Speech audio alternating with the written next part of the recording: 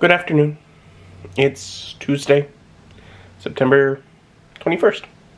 Skipped yesterday. Whatever. Worked and then just kind of chilled around here afterwards. Not feeling great. So I had to cancel my game with buddies. Today, I actually had to call into work because I had the normal issue I have feeling sick because of my allergies. Stomach issues. End up with whatever. Sinuses messing up, causing drainage. Stomach gets too much mucus and upsets my stomach. That's what I'm used to. I've been basically feeling almost like I'm sick for the last almost a week now. It's probably seeming like it's all just related to... I have bad allergies. Things that grow. Fruit. Pollen. Grass. Mold. Trees. Other things. But this one, the stomach issue one, usually, I have it a few times a year, and it usually lasts less than a day. Well, my stomach has calmed down, and that's seeming like it's gotten out what it needs to, so, still having, some sinus pressure right in here. Not as bad as it was a couple days ago.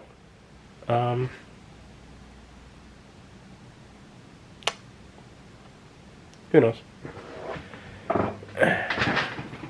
And there was a thunderstorm through last night, which made it more humid outside, which finally allowed the humidifier to catch up and make it actually humid in here enough that I think it's finally doing something. So hopefully that'll help a fair bit.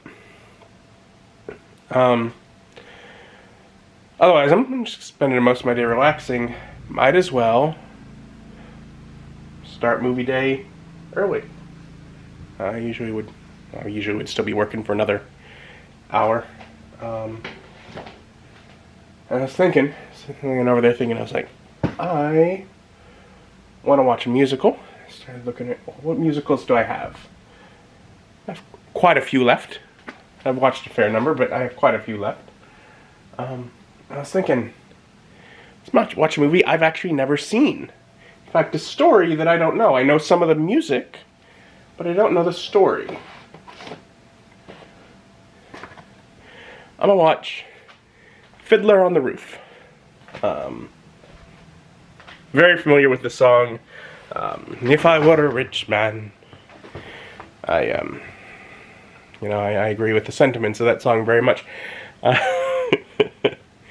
And there's a few other songs from it that I know I'll recognize. I have Sirius XM in my car. I listen to the On Broadway station regularly. So I know music from various musicals. And this is whatever it says, winner of 3 Academy Awards for the movie. I was like, oh, that sounds good. But when's it from? It's an older one, 1971. Like, it's an older one. I've never seen it. I'm gonna watch Fiddler on the Roof.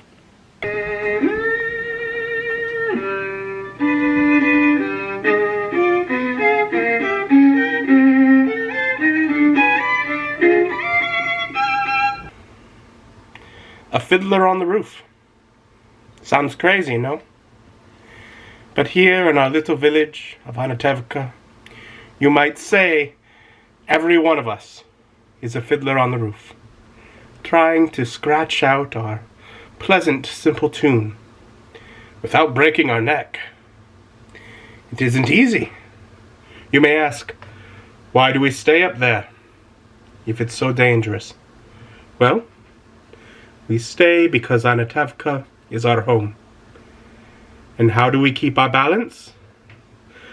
That I can tell you in one word. Tradition.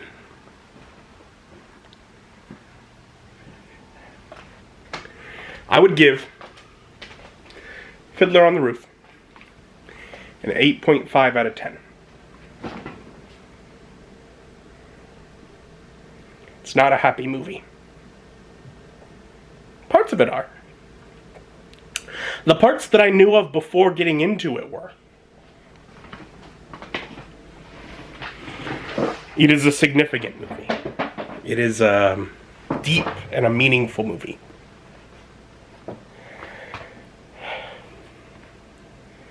From the back of the box, an outstanding accomplishment in every category, this lavishly produced and critically acclaimed screen adaptation of the international stage sensation tells the life-affirming story of Tevye. His name is pronounced, it has like other syllables when they say it. Tevye, I think. A poor milkman whose love, pride, and faith help him face the oppression of turn-of-the-century Tsarist Russia. What? Yeah. It's a lot deeper movie than I knew.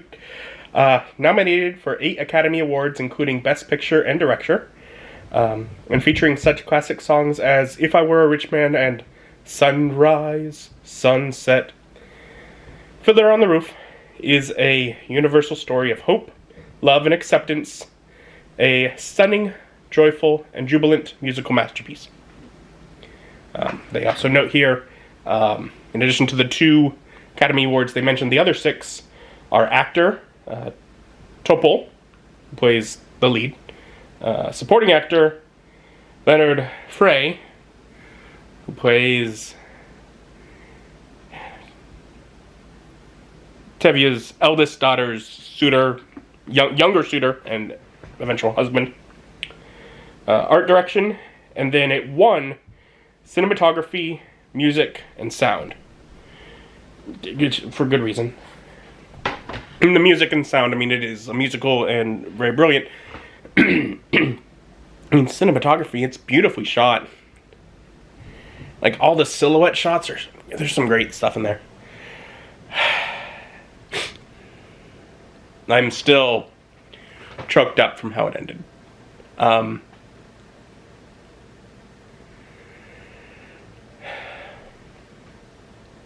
It's a long movie, and it has a little break in the middle for like an intermission.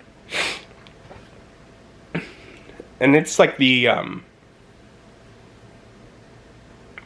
story before that intermission, up until like the cliffhanger that keeps you hanging on for the second half. Up until then, that was kind of the story that I knew. I basically knew nothing beyond that. Like, I didn't know the story before. I knew nothing about this. But I knew the songs from there. You know, when he's talking about his dream to convince his wife that, you know, to change suitors because his daughter wasn't happy with the one he'd selected. And he found out there's one that she wanted. I knew Sunrise, Sunset. I knew Matchmaker. Of course, you know, If I Were a Rich Man. I knew Tradition. I knew so many of these songs from earlier in the film. Admittedly, there was more for them to be singing about earlier in the film.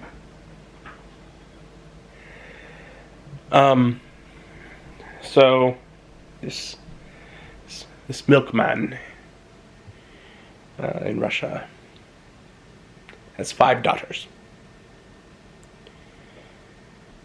The eldest 3 are the ones critical to the story. And they live in a village largely keeping to themselves a Jewish community. Though with others around, but working together, Jewish community. And this is around turn of the century, 1900. 120 years ago is when it's set. So they follow their traditions. The story is about letting go and breaking traditions, and just where the world comes in and upsets them and breaks them when you won't.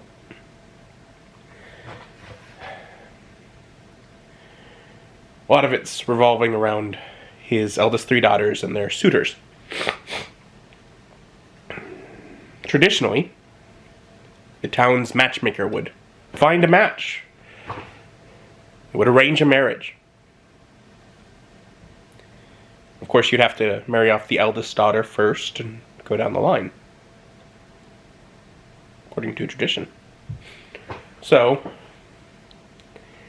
his next couple daughters in line are, sort of waiting for their big sister to get married off so that they'd have a chance.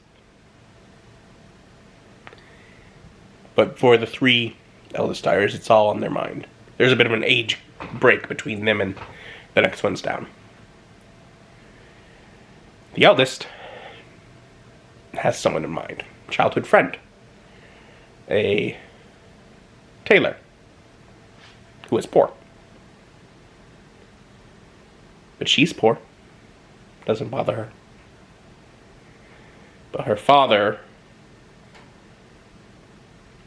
wished he could have a little more money. Wished that he could have provided better for his family. He puts value in that. So, when an old widower, requests his eldest daughter's hand, he of course says yes. This butcher has good money, could provide very well for his daughter. That's not who she wants. And he wants his traditions, but more than that, he wants his daughter to be happy. It's only after making this arrangement that he finds out that his daughter wants to marry the tailor. And that will make his daughter happy. So through a little manipulation, he makes it happen. They are very happy. Still.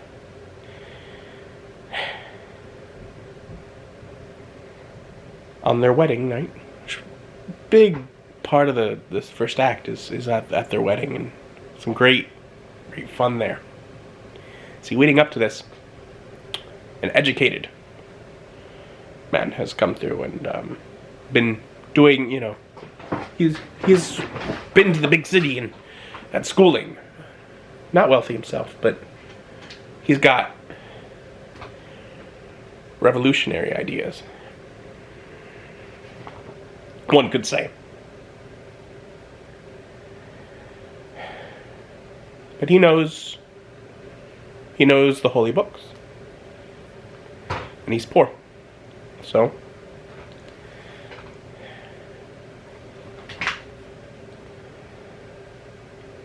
Tevye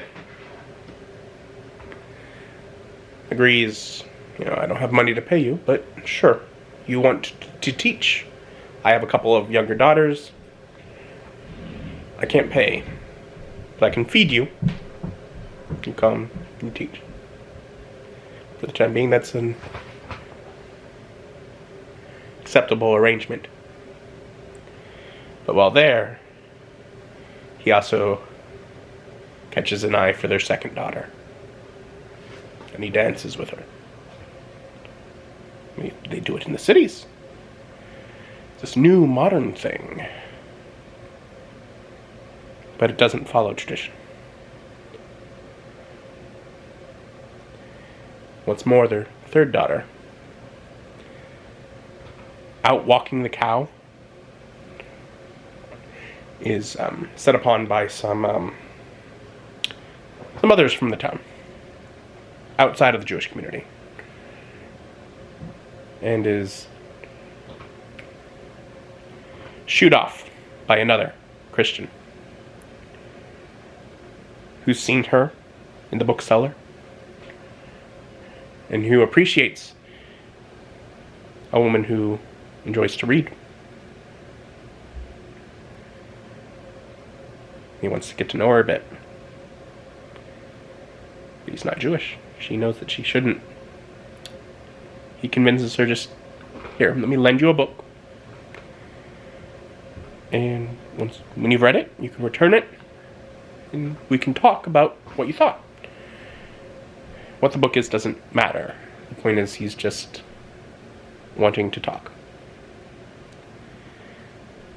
So there are suitors looking at the next two daughters, but at the eldest daughter's wedding, the government establishment comes and smashes up the party. Makes a demonstration. Well, it's the beginning of their troubles. We move into the second act. Things are going well for his eldest daughter, her husband.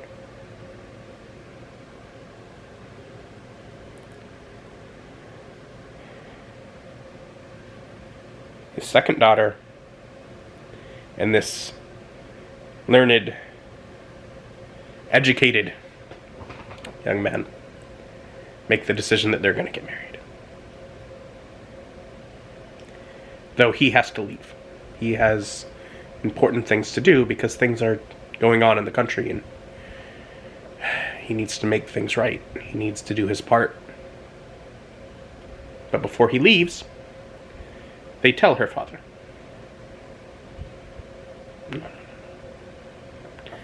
No, you're leaving. You can't get married. No. But they weren't asking. He's lost more control of his daughters. They're telling him. They would like his blessing, but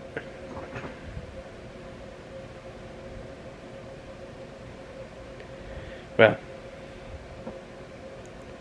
he wants his daughter to be happy. Yes. You can have my blessing and my permission. So he goes off.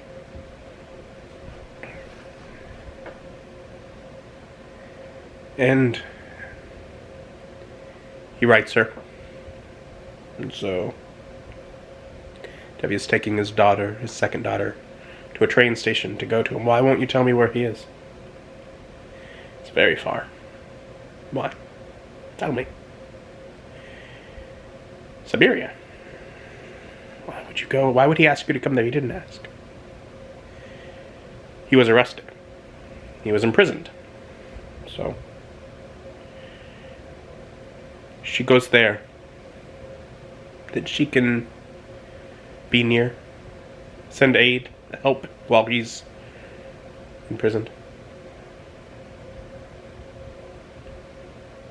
So she leaves on the train. Because he was put in prison for his revolutionary ideas. His third daughter would like him to consider approving of her marriage to this Christian. And he's taken too far. He is asked to go too far against his traditions. No. He is the head of the house. He refuses. He refuses. He forbids it. But that doesn't matter. She leaves. And they go. And they're married in a Christian church. He only finds out after the fact. She is dead to me.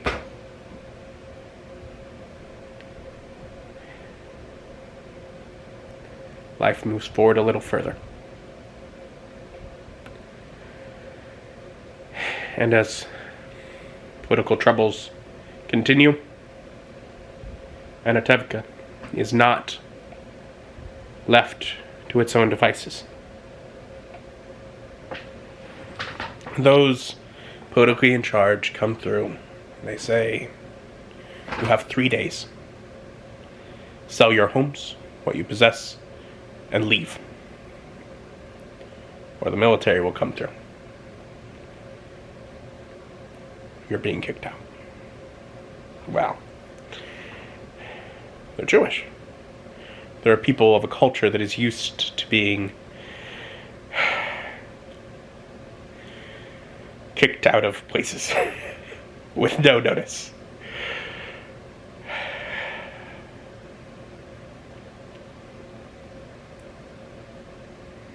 And there's such heartache. They then have to pack up what they can of their lives and leave. Going to different relatives, I believe. He, his wife, his youngest daughters are going to New York, where they have a relative. I think at some point they say they hope their eldest and her husband will join them soon. But there's the scene where they're packing. And he has a lame horse. Basically throughout the entire movie, he's a milkman and he carries his cart. Sometimes the horse follows, but he is always the one pulling the cart. He's poor. But there's such a sense of heartbreak as he tells that horse, "Thank you." That you can sense the breaking point where he has gone from poor and thinking I have nothing to being taken down a peg and realizing how much he'd had while he thought he had nothing. As the world is just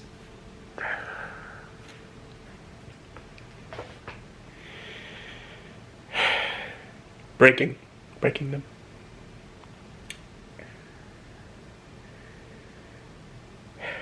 They, of course, don't see their second daughter. She's off in Siberia. That's where we find out sort of the situation of what she's in. That she's helping while her husband, or I guess husband-to-be, is in prison. But that's where she's living. Their third daughter and her husband, the Christian, they come by. Her father doesn't want to talk to them. But they explain they're leaving too. They don't have to. He's a Christian. She's married him. They're safe.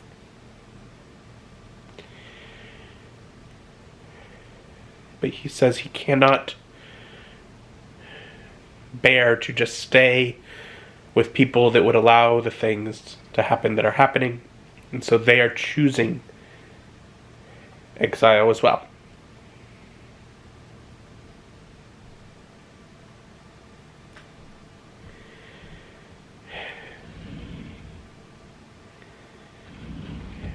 So they say their goodbyes. She knows her father won't talk to her. But she says that he'll hear. She just wants to talk to him. Tell him. Let him know.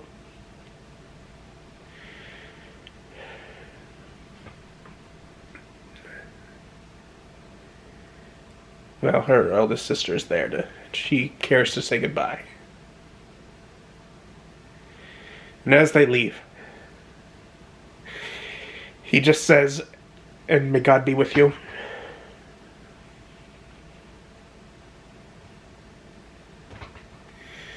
Because he still loves her, and he still wants her to be happy, despite the fact that she has gone against his wishes, his desires.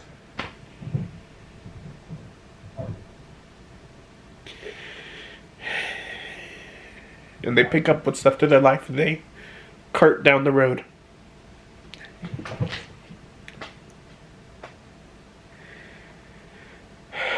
Just trying to scratch out a pleasant, simple tune without breaking their necks.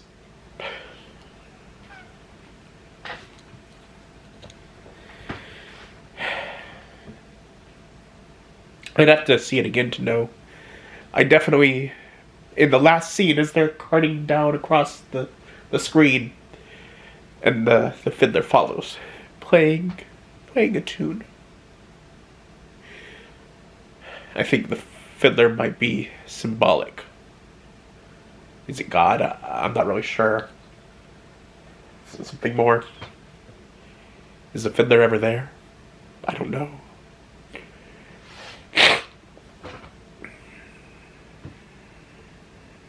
I'm not really sure.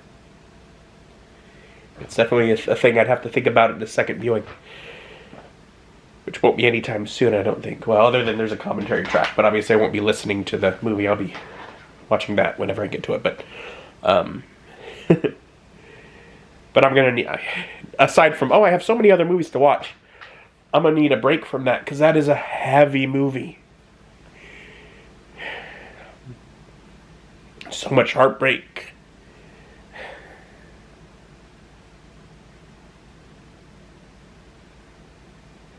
So much pain. And based in a time of history I know little about. You know, I know a little bit about World War II. I follow a YouTube channel on that, but this is an era I don't really know much.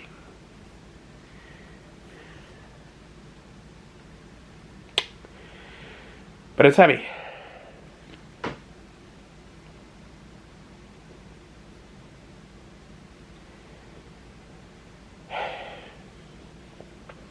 Yeah, that's just a place of history.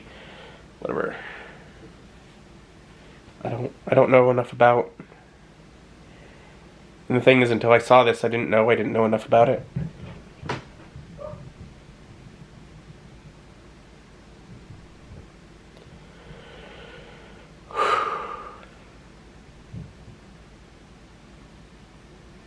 But it stirred up feeling. It made me feel, that's for sure. And definitely went to highs and lows.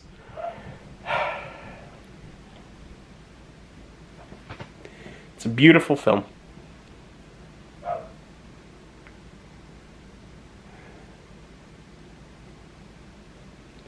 The music's really beautiful.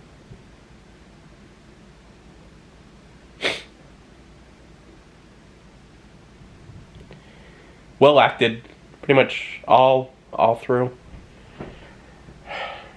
A lot of talent.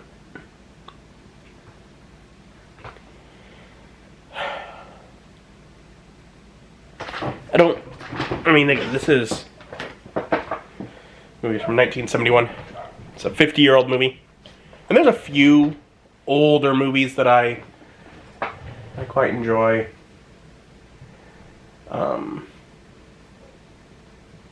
But there's quite a few older movies that I have on my shelf that I have never watched. Just like this one. It's been on my shelf for years. I'd say it's been on my shelf for at least 10 years, at least a decade it has sat there. And there are others that have been there equally as long that I've never watched. I will get around to them. It was good. It's a good movie.